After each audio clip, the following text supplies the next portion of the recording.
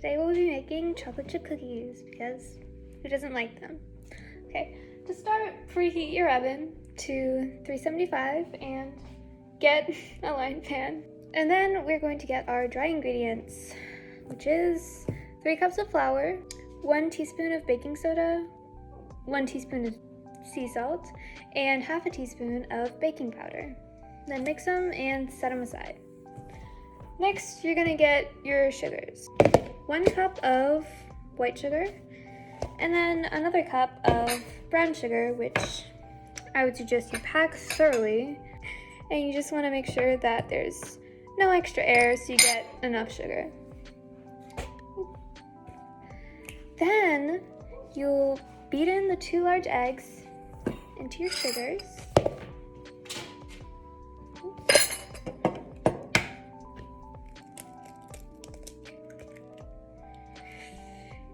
You can use a hand whisk or honestly just an electric mixer like most people do. Although you have to make sure not to overmix because bad things happen, allegedly. And then you'll get your cup of butter and soften it. You could leave it out or you could heat it up in the microwave for a bit. If you end up accidentally melting it, when you're done mixing it in, you could put your batter in the refrigerator and wait for your oven to heat up in case it hasn't already.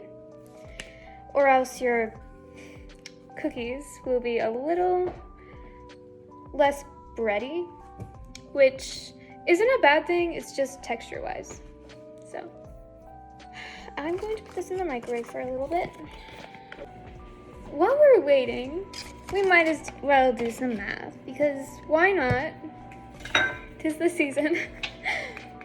Okay. Before I put the butter in the microwave, I got its measurements, just for a little hypothetical question. I measured.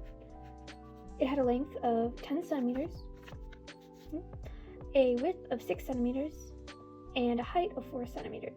And using the volume formula, length times width times height, I got that the volume was 240 centimeters cubed. Now, what if I laid the butter on the countertop to melt in the sunlight? And by the time I got back, it had a length of 12 centimeters, the width remained constant at 6 centimeters, and the volume remained constant at 240 centimeters cubed. What would the height of the butter stick be? And what would be the rate of change if the length had increased at a rate of 2 centimeters per minute? Alright, step 1.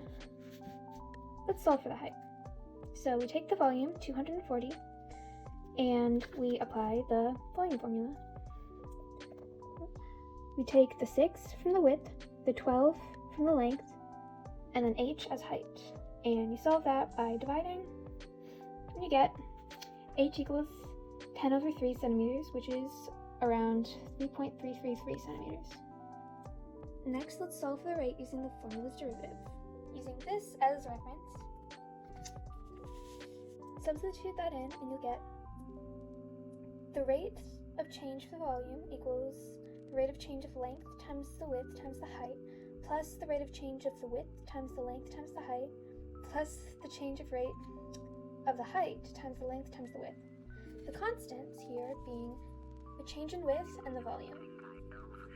So if you substitute all of those values in,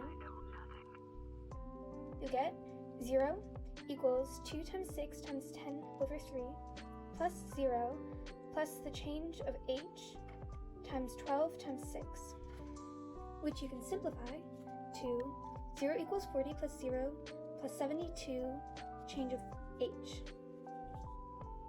You can further simplify, and you'll get negative 40 over 72, or negative 0.556 centimeters per minute.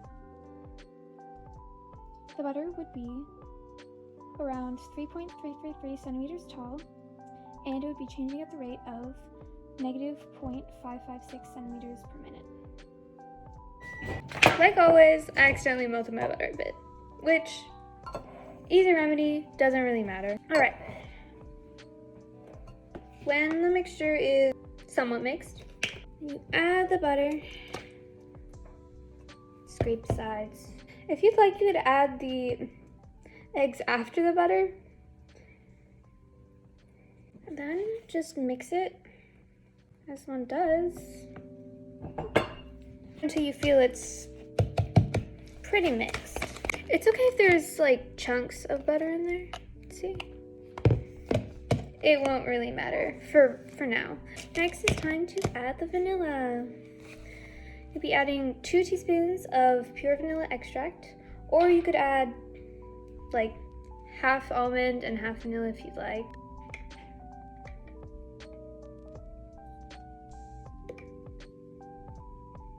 By this time, most of the chunks of butter should be gone.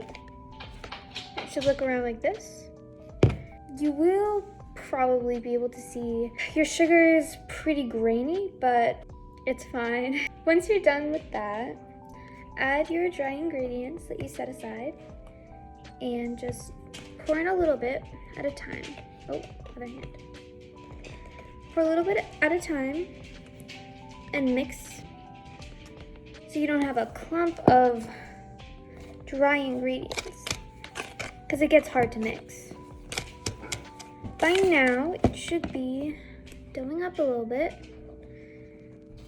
and becoming overall less liquidy, because you do not want you don't want liquid cookies.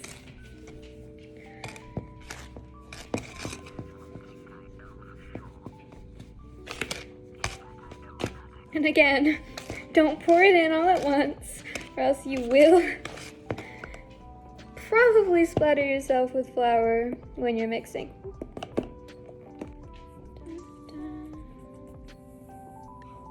I'm gonna regret that. And if you do end up adding a little too much flour at once, just mix it slowly, because you do not want everything to explode in your face. Also, if you ever encounter this problem, just get a knife and just put it in between the whisk. Okay. When you're done with that, you can add the chocolate chips, or if you don't like chocolate chips, you don't have to do it. Oh, you could also chop up some pecans and add that in. I know some people like it. Usually you add an entire container, which is usually 11.5 ounces. So keep in mind, you'll probably have your chocolate chips migrate to the bottom, because that's kind of just how it works. So the last few batches of cookies will have more chocolate chips, unless you continuously stir them up. To prevent that, when you're adding your chocolate chips, you either fold them in with your hands or one of these. Now that we're done with the cookie dough, you could store it in the refrigerator. If you want to eat it by itself, you can. I would suggest leaving it in the refrigerator for a few minutes, because when it's outside of a cold area, like your fridge, the butter melts and it causes the cookie to be more liquidy, more buttery. When you're done with that, you'll be getting your already covered pan and just forming the little balls. You can use a spoon or your hands if you've washed them. You can make larger cookies, but keep in mind that when they go in the oven, they will expand, so unless you want to have a whole pan full of them, you gotta place them farther apart. And if you want little mini ones, just adjust the times properly, or else they will burn. They will burn. Between the time that you're cooking it, or when you have any spare time between your oven heating up, take the time to probably wash your measuring cups. And you should probably get another pan. if you want to cook your cookies faster. So you could do them 2 at once, or you could cook 2 pans at once and then just swap them in. Now, while the first batch is cooking, let's go back to our work. Let's say we want an average cookie that has a diameter of 4 inches, which means a radius of 2 inches, and a height of 1/2 inch. Using the volume formula for a cylinder, you will get the volume is 2 pi inches cubed, or 6.283 inches cubed. Let's keep the pi value in just for simplicity later on. If I made a cylinder cookie dough ball and I wanted the height and the diameter to be the same, x, what would the height and radius of that cylinder be? Now, because it's the same cookie, we'll take the volume that we calculated previously and plug it in to the volume formula. And we will get 2 equals x cubed over 4. Now, we want x, so we'll just simplify to x equals 2 inches. So the height and the diameter would be 2 inches each. So the cookie dough ball should have a height of 2 inches and a radius of 1 inch.